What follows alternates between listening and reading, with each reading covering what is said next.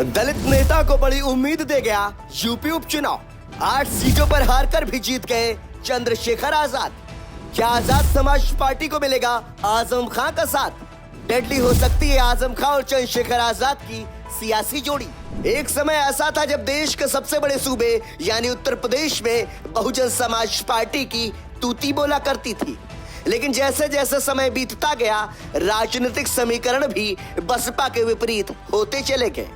यही वजह है कि उत्तर प्रदेश की सियासत में अब चंद्रशेखर आजाद की नई नवेली पार्टी भी बसपा से आगे निकलती नजर आ रही है और बसपा का ग्राफ लगातार गिरता जा रहा है। लोकसभा चुनाव 2024 में बसपा एक भी सीट नहीं जीत सकी, जबकि चंद्रशेखर आजाद ने अकेले अपने दम पर नगीना लोकसभा सीट से 1.5 लाख से ज्यादा वोटों से जीत दर्ज की थी, जहां से पार्टी के मुखिया खुद चंद्रशेखर आजाद चुनावी मैदान में थे। 22% दलित मतदाताओं वाले उत्तर प्रदेश में इस समुदाय का सबसे बड़ा नेता कौन है, इसे लेकर बहस उत्तर प्रदेश के उपचुनाव के नतीजों के बाद फिर से शुरू हो गई है। इस उपचुनाव में यूपी की पूर्व मुख्यमंत्री मायावती ने बसपा की पुरानी परंपरा को तोड़ते हुए सभी 9 सीटों पर अपने उम्मीदवार उतारे थे।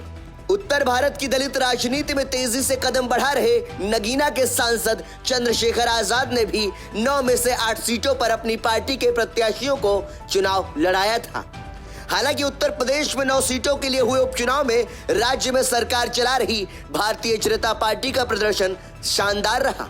9 में से 7 सीटें एनडीए के खाते में गई।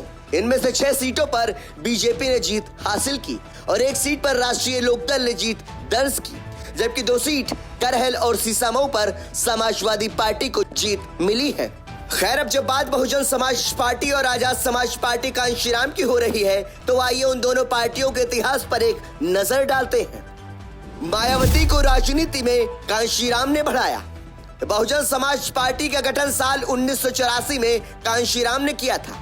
कांशीराम ने बसपा के काफिले को आगे बढ़ाया और उत्तर प्रदेश के साथ ही उत्तर भारत की दलित राजनीति में भी यह बहुत बड़ा मौका था जब साल 1995 में एक दलित समुदाय से आने वाली मायावती भारत के सबसे बड़े राज्य की मुख्यमंत्री बनी। इसके पीछे कांशीराम ही थे। इसके बाद वह 1997 में भी एक छोटे कार्यकाल के लिए और फिर 2002 से 2003 तक राज्य की मुख्यमंत्री बनी। इसके बाद साल 2007 में पहली बार बहुजन समाज पार्टी ने अकेले दम पर उत्तर प्रदेश में सरकार बनाई। हालांकि उत्तर प्रदेश में पिछले कुछ विधानसभा और लोकसभा चुनाव में बसपा का ग्राफ लगातार गिरता चला गया। पार्टी को इन चुनावों में करारी शिकस्त का सामना करना पड़ा।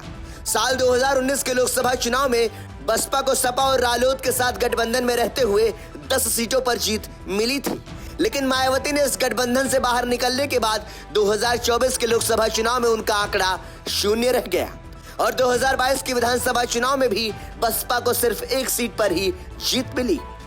चंद्रशेखर आजाद का उभार और पार्टी का गठन।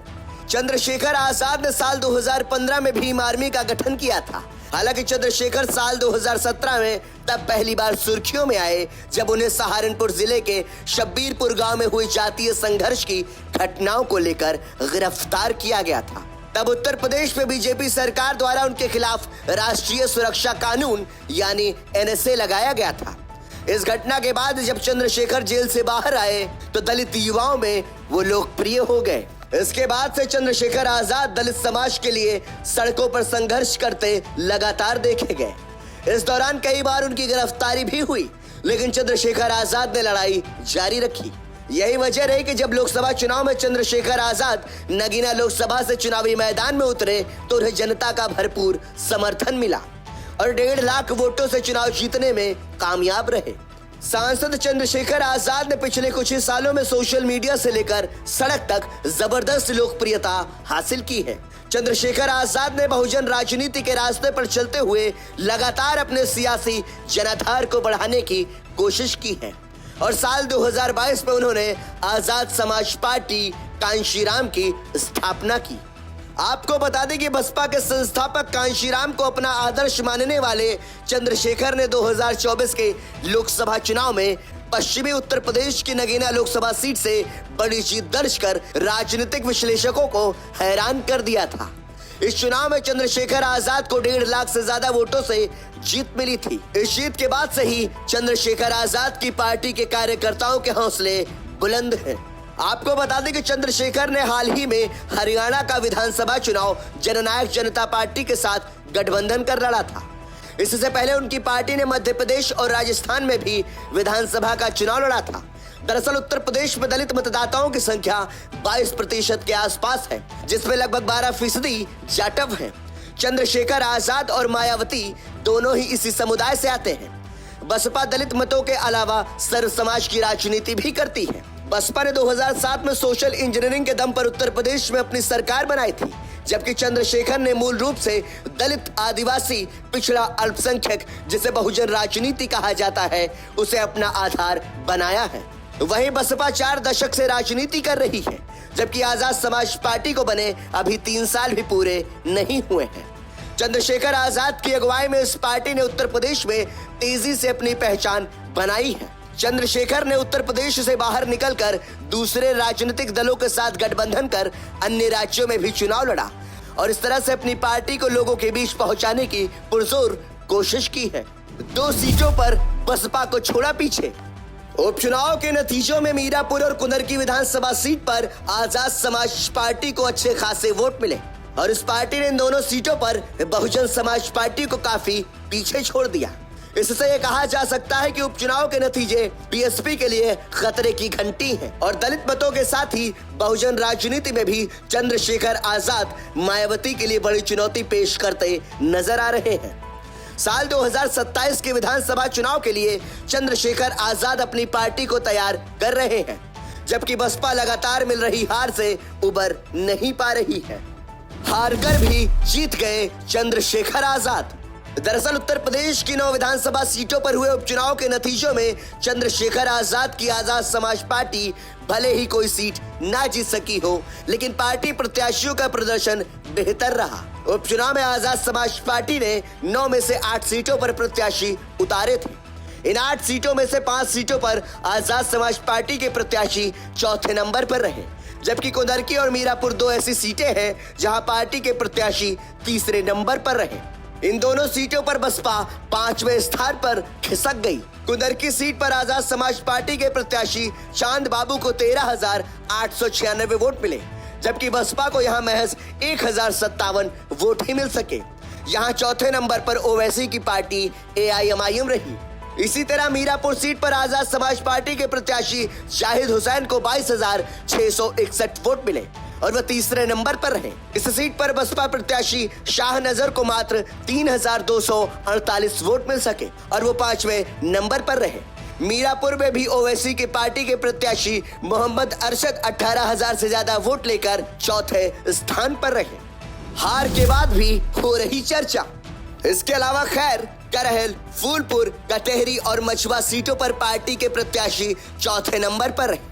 इन 6 सीटों पर बसपा के प्रत्याशी तीसरे नंबर पर हैं। पार्टी को सबसे कम 2,499 वोट करहल पर मिला, जबकि सबसे ज्यादा 22,661 वोट मीरापुर सीट पर मिला। गाजियाबाद सीट की बात करें तो यहाँ चौथे और 5वें नंबर के लिए AIMIM और आजाद समाज पार्टी के बीच मतगणना के आखिरी घंटे तक कांटे की टक्कर देखने को मिली। इस सीट पर पार्टी को 6,304 वोट मिले, जबकि AIMIM के प्रत्याशी को 6,526 वोट मिले, जबकि सीसामो सीट पर पार्टी ने कोई प्रत्याशी नहीं उतारा था। 2027 विधानसभा चुनाव में बदल सकता है समीकरण। उपचुनाव के बीच समाजवादी पार्टी के कद्दावर नेता आजम खां से चंद्रशेखर आजाद की मुलाकात हुई थी, जिसके बाद से सियासी गलियारों में नए गठजोड़ की चर्चाएं तेज हो गई हैं। हालांकि इस मेल मुलाकात से सपा मुखिया और राज्य के पूर्व मुख्यमंत्री अखिलेश यादव असहज नजर आए हैं। यही वजह रही कि सपा मुखिया ने भी उपचुनाव के बीच ही कुंदरकी में जनसभा को संबोधित करने के बाद आजम खां के परिवार से मुलाकात करने रामपुर उनके घर जा पहुंचे, क्योंकि ये बात अखिलेश यादव को भी भली भांति पता है। आजम खां भले ही जेल में हों, लेकिन उनके सियासी रसूख और लोकप्रियता आज भी उतनी ही है जितनी पहले हुआ करती थी। और आजम खां भी उत्तर प्रदेश की सियासत का बड़ा नाम है और मुस्लिमों के सबसे बड़े नेता के तौर पर आज भी जाने जाते हैं, जिनकी सियासी धमक पश्चिमी उत्तर प्रदेश में आज भी बरकरार है। लेकिन अब चंद्रशेखर से आजम खां की मुलाकात के बाद कई तरह के कयास लगने शुरू हो गए हैं। और उपचुनाव में आजाद समाज पार्टी के प्रदर्शन को देखते हुए अखिलेश यादव अपनी रणनीति को बदलने पर मजबूर हो सकते हैं, क्योंकि लोकसभा चुनाव में जिस तरह से चंद्रशेखर आजाद के साथ सपा मुखिया ने बर्ताव किया था, उसे अब वो कतई दोहराना नहीं चाहेंगे। उधर साल 2027 के विधानसभा चुनाव को देखते हुए चंद्रशेखर आजाद और आजम खां की मुलाकात के कई मायने निकाले जा रहे हैं। यह स्थिति समाजवादी पार्टी के साथ ही बहुजन समाज पार्टी को भी असहज करने वाली है। इसकी वजह यह भी है कि समाजवादी पार्टी पर गाहे बगाहे आरोप लगता रहा है कि मुश्किल की घड़ी में अखिलेश यादव आजम खां के साथ उस तत्परता के साथ खड़े नहीं दिखाई दिए जितना आजम के समर्थक उम्मीद कर रहे थे। इसका इशारा खुद आजम खां और उनके समर्थक भी कर चुके हैं। ऐसे में अगर आजम खां और चंद्रशेखर एक साथ आते हैं तो दलित और मुस्लिम का नया समीकरण यानी डीएम दलित मुस्लिम फैक्टर पश्चिमी उत्तर प्रदेश की कई सीटों पर मारक साबित हो सकता है। यह स्थिति समाजवादी पार्टी के लिए अनुकूल नहीं होगी, क्योंकि अभी तक मुस्लिम यादव यानी एमवाई फैक्टर पर ही समाजवादी पार्टी की सियासत चलती रही है और आजम खां ही उसके मुख्य किरदार रहे हैं। डेडली हो सकती है आजम चंद्रशेखर की सियासी जोड़ी। राजनीतिक जानकारों का कहना है कि अगर चंद्रशेखर आजाद और आजम खान एक साथ आते हैं तो पश्चिमी उत्तर प्रदेश की कई सीटों पर सियासी समीकरण बदल सकता है, खासकर वहां जहां दलित और मुस्लिम वोटर निर्णायक भूमिका में हैं। यह स्थिति अखिलेश यादव और बसपा सुप्रीमो मायावती दोनों के लिए ही घातक साबित हो सकती है। कहा यह भी जा रहा है कि चंद्रशेखर आजाद लोकसभा चुनाव में इंडिया गठबंधन में तवज्जो न मिलने से काफी नाराज हैं। इसलिए उन्होंने उपचुनाव में करहल सीट पर भी प्रत्याशी खड़ा किया था। कुल मिलाकर एक बात तो साफ है कि चंद्रशेखर आजाद ने इस उपचुनाव में खुद को साबित कर दिया है और अब अखिलेश यादव को समझना होगा कि लव हिम और hate him but you can't ignore him. Bureau report, संदेश वाहक।